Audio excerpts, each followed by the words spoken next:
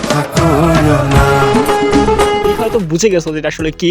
So তারপরে আমি তোমাকে দেখাইতেছি। সো এটা আমি নিয়েছিলাম দারাজ থেকে, আর এখানে একটা কাহিনী আছে। আমি হচ্ছে একটা পার্সেল অর্ডার দিয়েছিলাম, আমি কখনো ভাবি নাই যে আমার সাথে তো বড় একটা ধাক্কাটি হবে। সো গাইস, আনফরচুনেটলি পার্সেলটা নষ্ট ছিল, আর সেটা আমি রিটার্ন করে রিফান্ডের টাকাটা ভাউচার নিয়েছিলাম। সাব্বাস বেটা। কি বলেন, জিয়ানো আছে রিটার্নের টাকা রিফান্ড করে ভাউচার কেন, আর ওইটা ডেট এক্সপায়ার হওয়ার আগে আমি ভাউচার এবং কিছু টাকা অ্যাড করে এই পার্সেলটা নিই। সো তোমাদের ধারণা একদম সঠিক, এটা আসলে একটা গিটার, এন্ড এটা নেওয়ার শখ আমার অনেকদিন যাবতীয় ছিল, বাট আমার কাছে কোনো টাকা পয়সা ছিল না। সো এখন যেহেতু একটা সুযোগ পাই, সো এটার কাছে লাগাই আমি একটা গিটার নিই। সো গাইস, আমি জানি যে কালার নিয়ে এখন অনেক কথা বলবো, বাট আমার কাছে কেন জানি ব্ল্যাক কালারটাই বেশি পছন্দ হয়েছিল, এন্ড আমি ব্ল্যাক কালারটাই নিয়ে নিচ্ছি। সো তারপর এটা আমি হচ্ছে জুম করে দেখাইতেছি, আমি মানে একটা সিনেমাটিক ভাইব নেওয়ার চেষ্টা করতেছি, বাট এটা খ্যাত তারপর সে কাঙ্ক্ষিত মুহূর্তে যখন আমি কাপড় থেকে গিটারটা বের করে মানে হাতে নিতেছি, মানে টাচ করতেছি আর কি।